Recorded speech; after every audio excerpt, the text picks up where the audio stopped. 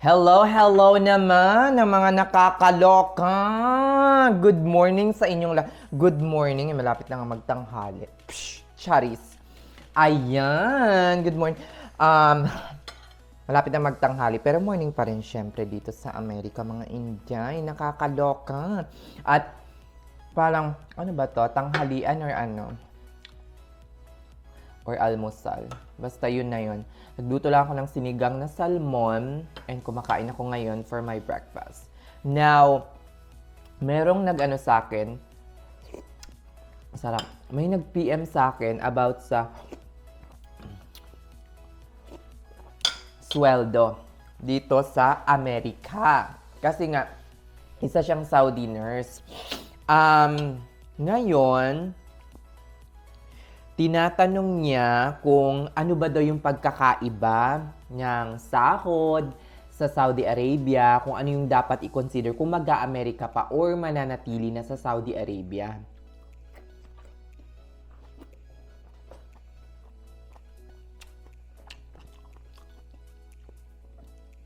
Ang sagot ko naman mga Inday, depende.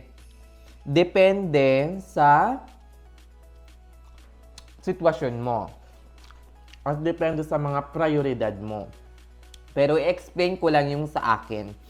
Tanong, unang tanong, nakakaipon ka ba sa Amerika? Sabi ko, oo, nakakaipon ako dito mga Inday.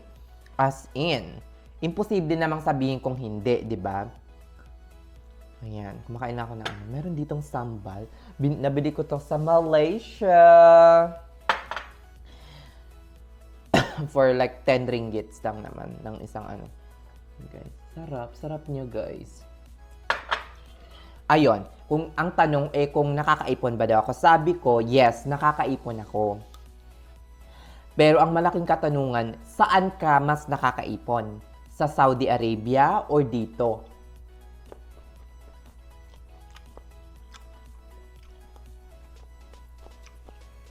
Sabi ko, depende. Kasi, kung pagbabasihan ko lang yung ipon ko sa regular working hours ko, dito, halos pareho lang yung naiipon ko. Kasi,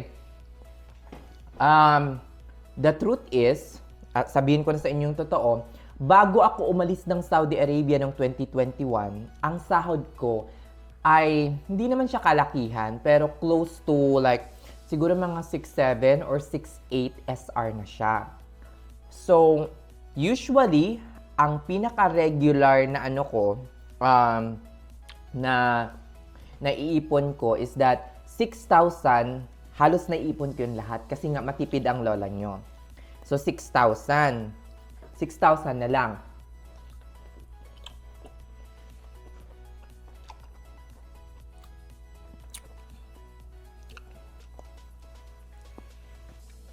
So, for example, sa 6,000 na yon, for example, kung i-convert mo yon into dollars, is nasa ano siya, 1,600 $1,600 ata, mga ganun. So, yung $1,600 mga Inday, halos ganun din yung mga, medyo mataas lang ng konti, pero halos ganun lang yung naiipon ko dito. Pero, dapat mo ring i-consider na ang regular working hours sa Saudi Arabia na ginagawa ko sa nakakaipon ako ng 6,000 SR or $1,600, ito, $1,600 is 48 hours. Dito, nakakaipon ako ng medyo angat kesa sa $1,600 or 6,000 SR na yon, medyo angat pa siya kasi, medyo angat pa siya, 36 hours lang dito mga Inday ang trabaho. So, hindi masyadong mabigat. Tapos, nakakaano ka pa. Nakakaipon ka pa ng medyo mataas-taas nakakaipon pa ako ng medyo mataas-taas kesa sa naipon ko sa Saudi Arabia. Tapos, pwede pa ako maging green card holder ako dito at after 5 or 6 years, pwede kong mag-apply ako for citizenship. Isa yun sa mga pinakarason ng mga tao kung bakit sila pumupunta dito sa Amerika din. Tapos, sa naiipon ko na medyo angat kesa sa Saudi Arabia, meron na akong car, meron na akong, medyo komportable yung buhay ko dito. Meron na akong car, malawak yung apartment ko, hindi katulad dun sa Saudi Arabia is para kaming nagbe-bed space kung minsan dalawa kami sa isang room. Bihira lang na maswertehan ka kung yung accommodation mo is mag-isa ka lang sa room mo. So, yun. Pero kung hindi naman mahalaga yung mga yun sa'yo, edi, goral, parang wala din. Huwag ka na mag-Amerika. Charis.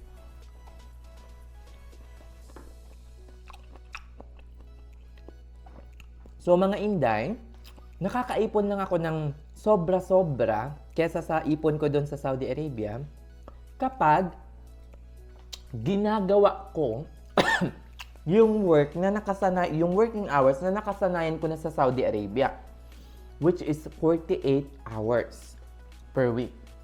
So, pag ginawa ko yun, pinantay ko yung work ko sa nakasanayan ko na, yung working hours ko, mas malaki ang nasasahod ko. Hindi lang siguro, hindi pa nga doble. More than doble pa yung naiipon ko compare nung nasa Saudi Arabia pa ako. So, worth it talaga ang sahod dito kung isipin mo. Lalo, eto, regular staff pa ako. Kung nagta-travel ako, hindi mas malaki, di ba?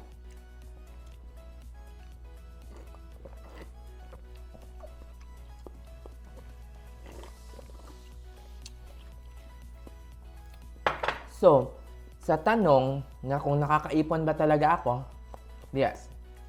Pero wag niyong ikumpara naman yung ipon ninyo kung hindi naman kayo nag-OT. So, ang tanong, kapag ba ang sahod ninyo ay, for example, nasa, let's say, 12,000 pataas na yung sahod nyo. Kasi meron akong iba na sa mga Ministry of Defense, sumasahod na ng 10 plus pataas.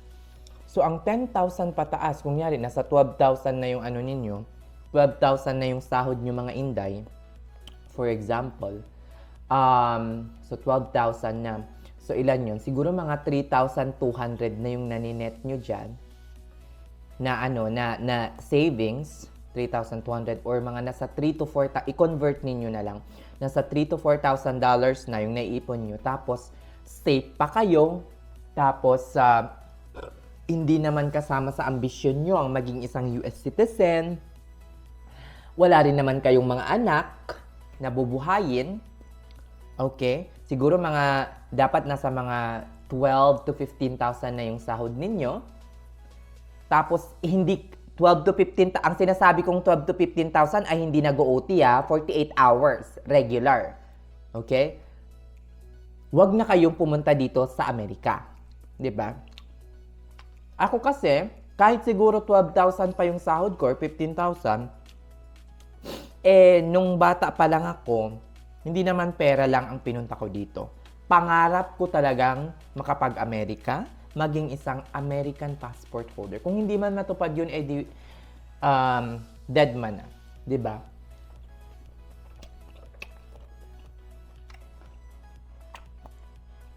Basta nakarating ako ng Amerika.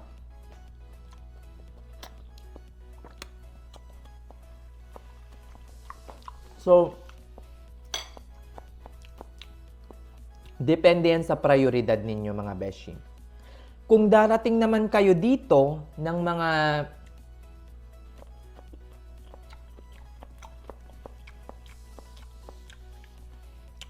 for example, 5 yung anak ninyo,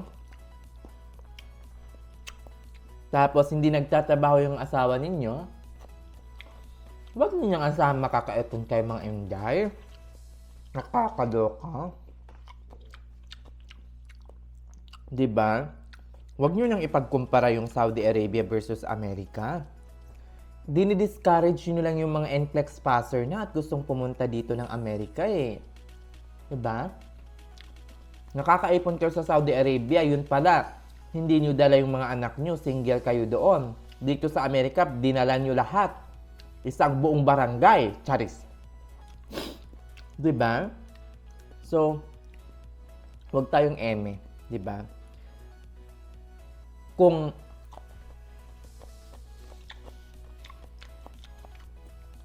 Kung single ka, walang anak, at ang responsibilidad mo lang ay mother mo, makakaipon at makakaipon ka. Dito sa Amerika. Life is way better here.